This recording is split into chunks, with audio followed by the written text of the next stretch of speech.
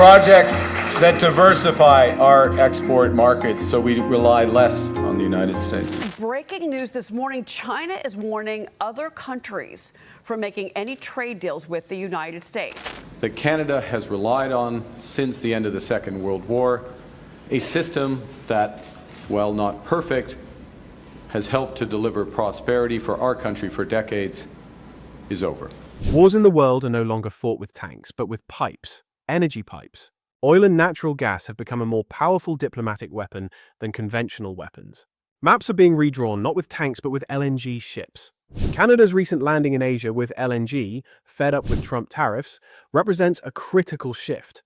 $40 billion of huge private investments, billions of dollars of annual profits, and LNG flowing to Asia and perhaps Europe. Not only that, but Canada's deal with Qatar and China's deal with Saudi Arabia is a serious issue for the White House. China buying LNG from the US is understandable in the current situation, but it is a completely different matter for Canada, which has been a supplier to the US for years, to turn to Asia. So, how does the rise of countries like Canada and Qatar affect traditional energy giants like the US? Once upon a time, energy was an economic issue shaped solely by supply and demand. Today, however, energy security determines the fate of states. Strategic pipelines are at the center of leaders' political survival plans. Geopolitical tensions are determined by the routes of oil tankers and the capacity of LNG terminals. And in this new world order, two countries stand out: Canada and Qatar. Canada is revolutionizing energy exports by turning to the Asian market, while Qatar is redrawing the energy map of Europe. Both countries are not only supply actors, but also strategic powers that are rewriting the rules of energy diplomacy. At the center of all these developments is a power that is struggling to maintain its position: the United States. For decades, the US shaped the world's economic and diplomatic balances by playing the energy leader card. But this card is no longer working. The long-term steps taken by Canada and Qatar are undermining Washington's classic leverage of pressure and sanctions. Slowing US decision-making is lagging behind flexible and multilateral energy strategies. Washington feels its energy throne slipping from under its feet. This is a story not just of energy, but of diplomacy, trade, and the world's new balance of power. Let's take a closer look at how these balances are shifting. Canada, long seen as the US's energy backyard, is rapidly moving away from this position. Instead of going to the US, natural gas from the western part of the country is now heading to the Asian market, thanks to new LNG terminals on the Pacific coast. This transformation is a historic step towards Canada's energy independence. The LNG Canada terminal off the coast of British Columbia is the biggest symbol of this transformation. The $40 billion project, backed by Shell, Petronas, PetroChina, Mitsubishi Corporation, and Korea Gas Corp., is the largest private sector investment in Canadian history. As test shipments begin off the coast of Vancouver, the first LNG ship from Canada to Asia is preparing to set sail. The project is of strategic importance, not only in terms of energy, but also in terms of geopolitical influence. Natural resources. Canada estimates that LNG could add $7.4 billion a year to the Canadian economy. The province of British Columbia has pledged to fast-track 18 LNG projects to reduce its energy dependence on the United States.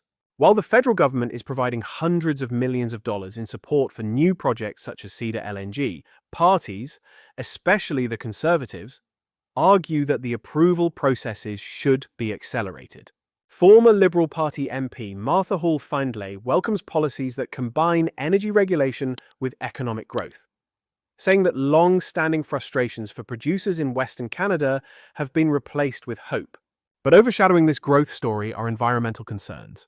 In particular, indigenous communities in the areas where the Coastal GasLink pipeline will cross argue that the impact on forests and lakes has not been adequately considered. Leaders from Gitxsan, Wet'suwet'en, and Gitimat say salmon habitat could be damaged and cultural sustainability jeopardized.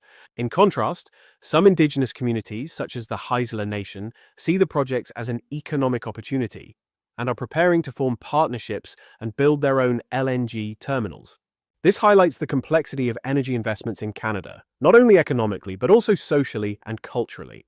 As Canada threatens the US share in the global energy market with its LNG investments, it also shows that energy diplomacy is shifting to a new axis. Energy is no longer just about gas through a pipe. It is about economic sovereignty, diplomatic influence, and geopolitical balance. At a time when Canada is turning to Asia, Qatar is making a major push into the European market. Qatar, the world's largest exporter of liquefied natural gas, LNG, has made a strategic move from its long-time focus on Asia to Europe. In the last year, Qatar has attracted attention with its 27-year LNG supply agreements with Europe. The deal with Shell in the Netherlands, which includes 3.5 million tons of LNG per year, is one of these moves.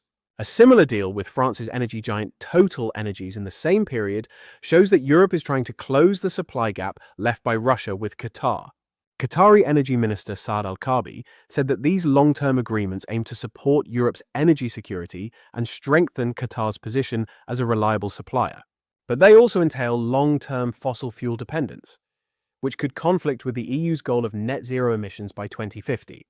Although the European Commission has distanced itself from long-term LNG contracts beyond 2049, the instability in energy supply has for now turned a blind eye to such deals. Germany, in particular, has been involved in this strategic move, signing a 15-year LNG supply agreement with Qatar Energy through ConocoPhillips in November 2022.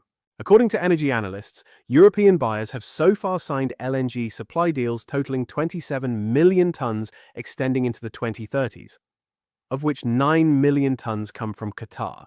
This shows that Qatar has significantly increased its weight in the European market. The US, on the other hand, is struggling to maintain its position in the face of recent strategic energy moves by countries such as Canada and Qatar. Canada's pivot towards the Asian market and Qatar's long-term LNG deals with Europe have called into question the effectiveness of the US in both Eastern and Western markets. Unable to respond quickly to global energy demand, the US is lagging behind in decision-making processes in LNG supply. New projects, such as the LNG Canada facility in Canada's Kitimat region, are in direct competition with the US in the Asian market. Moreover, with countries like Qatar filling the energy gap in Europe, the US risks losing its traditional trading partners. The Transatlantic Energy Alliance is being undermined by Germany, France, and the Netherlands making deals with Qatar instead of the US. In addition, US tariffs on Chinese electric vehicles are increasing political and economic pressures on the energy transition. These developments clearly demonstrate the challenges the US faces in energy exports and the changing balance in energy diplomacy. In the period ahead, the need for the US to develop new policies may become even more evident. Let us now take a closer look at Europe's energy deficit. While Europe is facing an energy deficit due to the cutoff of natural gas from Russia, countries such as Qatar and Canada have started to fill this gap. The European Commission has accelerated this strategic transformation by introducing new energy packages that support alternative suppliers. In particular, the REPowerEU plan aims to increase the security of energy supply by encouraging investments in renewable energy. The main goal of the plan is to increase renewable energy and reduce energy consumption. By 2030, 42.5% of final energy demand will come from renewable sources, and incentives will be increased to reach 45%. To this end, member states are expected to build energy systems that are in harmony with nature, flexible and people-centered. This transformation is also supported by increased incentives for electric vehicles. However, the tariffs imposed by the US on Chinese electric vehicle brands could create new supply chain problems for Europe. This illustrates the challenges Europe faces in its green energy transition and the increasing competition in the global energy market. But despite these positive steps, the EU still needs more ambitious policies on energy savings. The agreed 11.7% consumption reduction by 2030 falls far short of the potential. Opportunities to reduce energy poverty, lower bills for those living in leaky buildings, and create local jobs through energy efficiency are not yet fully exploited. On the other hand, increasing LNG imports instead of phasing out fossil gas could conflict with Europe's green energy goals in the long term. Organizations such as Can Europe emphasize that Europe needs to adopt a more decisive approach in this area. Financing the energy transition is also an important agenda item. Private sources of funding and new financial instruments are needed both for the implementation of existing policies and for new investments. These changes in Europe's energy policies reflect the challenges that the US faces in energy exports and increased competition in the global energy market. The US may have to revise its energy policies to adapt to these new dynamics. Against this backdrop, Canada and Qatar are no longer just energy suppliers, but also players shaping the global energy order. Both countries are forging strategic ties in the global energy system through long-term agreements. The US, on the other hand, is questioning where to position itself in this new world order. The cards are being reshuffled in energy diplomacy. It seems that the new leaders will not only be those who produce energy, but also those who manage energy strategy. Share your comments on this topic with us. Thank you for following us.